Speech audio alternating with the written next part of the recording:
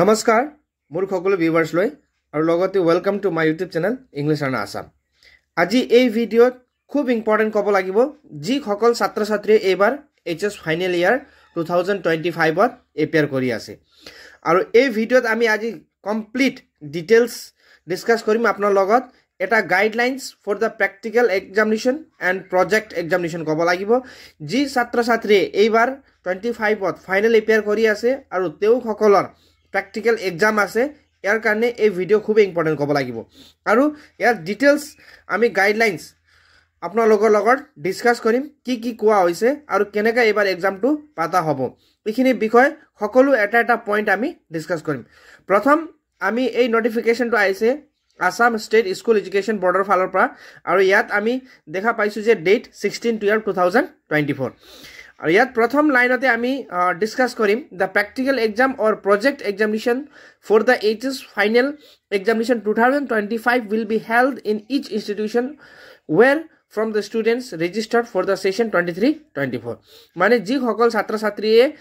যোনটো ইনষ্টিটিউচনৰ পৰা ৰেজিষ্ট্ৰেশ্যন কৰিছে এই সকলৰ সেইটো স্কুলতে এইবাৰ প্ৰেক্টিকেল এক্সামিনেশ্যন হ'ব বুলি প্ৰথম খুব ইম্পৰ্টেণ্ট ক'ব লাগিব এই নটিফিকেশ্যনত ষ্টুডেণ্ট কাৰণে জনোৱা হৈছে।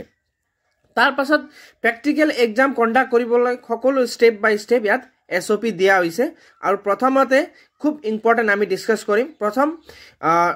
প্ৰথম পইণ্টতে ইয়াত লিখা আছে 29 জানুৱাৰী টু 10 ফেব্ৰুৱাৰী 2025 লৈকে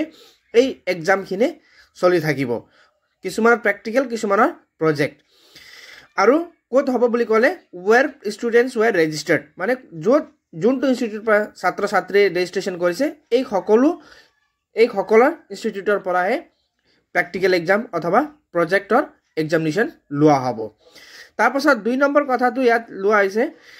খুব ইম্পৰ্টেণ্ট ক'ব লাগিব এইবাৰ কিন্তু বৰ্ডৰ ফালৰ পৰা কিছুমান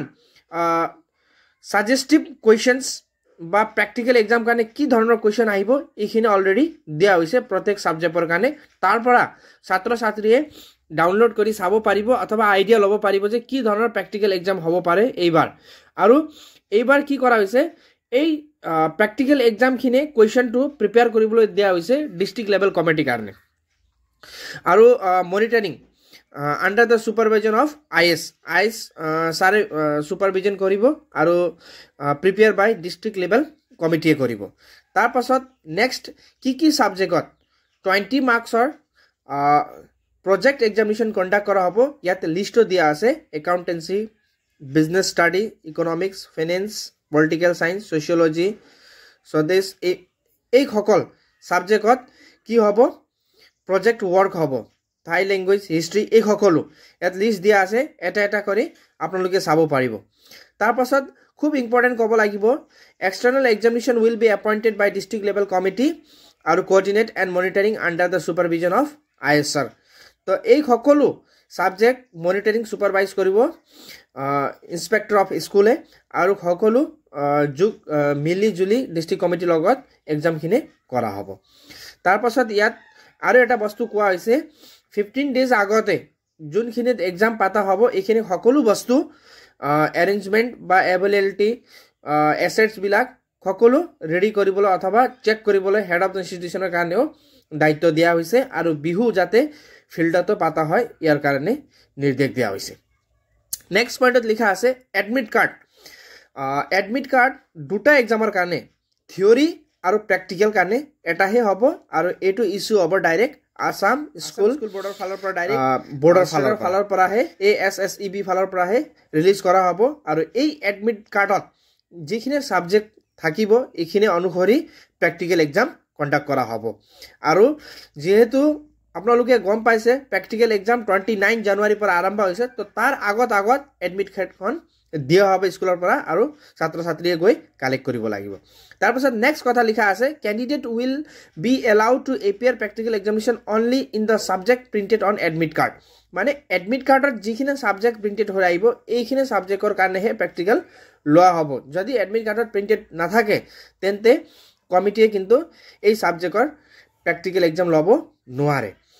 এইটোৱে আছিলে আৰু নেক্সট পইণ্ট খুবেই ইম্পৰ্টেণ্ট ক'ব লাগিব যদি এক্সাম লোৱাৰ পাছত মাৰ্কছখন স্কোৱাৰ কৰা ল'ৰা ছোৱালীৰ পৰ্টেলত এণ্ট্ৰি কৰিব কিন্তু এণ্ট্ৰি কৰাৰ পাছত কোনো কাৰণতে এইটো চেঞ্জ নহ'ব বুলি লিখা আছে এই কাৰণে এই point specially head of the institution কাৰণে হয় গাইডলাইনছটো যেতিয়া পৰ্টেলত এণ্ট্ৰি কৰা হ'ব এইখিনি খুব চিনচিয়াৰ হ'ব লাগিব যাতে কোনো ভুলটো নহয় কিয় মানে যদি প্ৰেক্টিকেলত ফেল হৈ যায় তেন্তে কিন্তু বহুত প্ৰব্লেম হৈ যায় অথবা ছাত্ৰ ছাত্ৰীয়ে হয়তো আগন্তুক পৰীক্ষাত ফেল হৈ যাব পাৰে এইখিনি আছিলে ইয়াতে আৰু ডিটেইলছ এটা চাব পাৰিবা আৰু যদি এই PDF খন লাগে তেতিয়া কিন্তু মই ডেসক্ৰিপচন বক্সত এটা লিংক দিছো মোৰ টেলিগ্ৰাম চেনেলৰ ইংলিছ লাৰ্নাৰ আসাম তাত গৈ এখন PDF ডাউনলোড কৰিব পাৰিবা মই এটা লিংক দি আছো আৰু ইয়াতে গৈ PDF খনো ডাউনলোড কৰিব পাৰিবা আৰু ঠিক এনেকা এটা কৰি চাব পাৰিবা পইণ্টছ আৰু 14 নম্বৰ পইণ্ট খুব ইম্পৰ্টেন্ট ক'ব লাগিব কোনো ইনষ্টিটিউচনে practical exam karne fees collect extra koribo noare boli yat sposto nirdesh dia ase head of the institution is not authorized to collect any extra fee for the practical examination for the candidate kono candidate practical exam othoba